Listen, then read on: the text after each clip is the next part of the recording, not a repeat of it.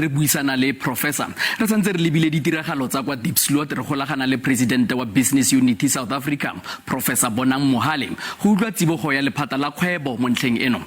Professor Mohale, moagi wa kwa Zimbabwe Elvis Nyathi o bolailwe mo tiragalong e khadilweng thata ka ntlha ya faele mo ditšhaba mme e tsewa jaaka e ka tsosang ditiragalo tsa letlhogo ba ditšhaba. Tsibogo ya lephata la kgwebo mo ntlheng eno ke efe?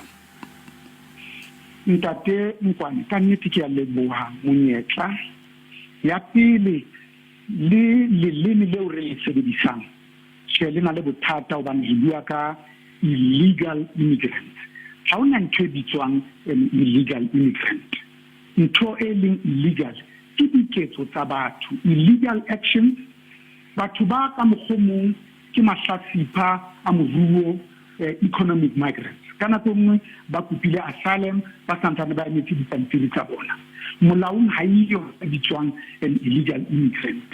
Kaofela ka nnete re bana ba tharientsho ba ile ba re patela ba itapele ba rona ha ba ne ba tlile ba ilo lwana ka jeno ba tlile ba tlokopa mesebetsi bothata ke rona ba re tsa ba tseng ditokomane ba re tsa ba ngoleng hantle re tsebe hore na ba dula kae jwalo ka bo rakgwebo ya pele ka nnete re mathateng hobane batjha ba rona ha bana mesebetsi, youth unemployment e se fitile 75%. Ibile le go hloka mesebetsi ka kakaretso e se bile e lata halofo at 46.6%.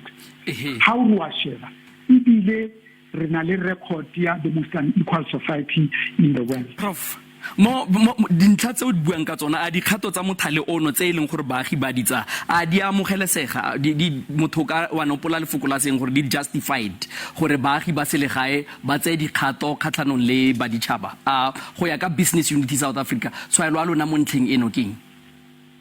Ka nnete maponesa a tlamehile go etsa mosebetsi wa bona. Batho ba qetella ba inketse molao matsohong hobane maponesa a rona hayo a robetse mosebetsi. Ntwena bitswang law and order, crime and security. Gore batho ba tletse ngwaneso ka baka la manyofonyofo ba iphetela fela meding ha o patetse magolo a mararo a diranta wa feta ke bothata ba pele.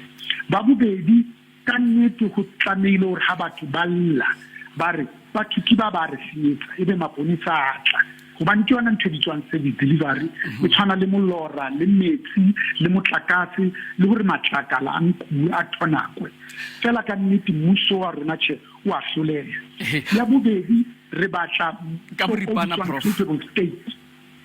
e tshware ka boripana re jele ke nako ka boripana ya o qetela wena ngwaneso ka nnete re tlamehile gore mmuso wa rona ha re emeleng ka maoto ntwe pele senyeha pele batho ba bangata ba hlokahalwa ke bophelo ba bona ntate Nkwane ke a leboha hlemolwana. Presidente wa Business Unity South Africa Bonang Mohale a tsibogela ditiragalo tsa sešweng kwa Diepsloot.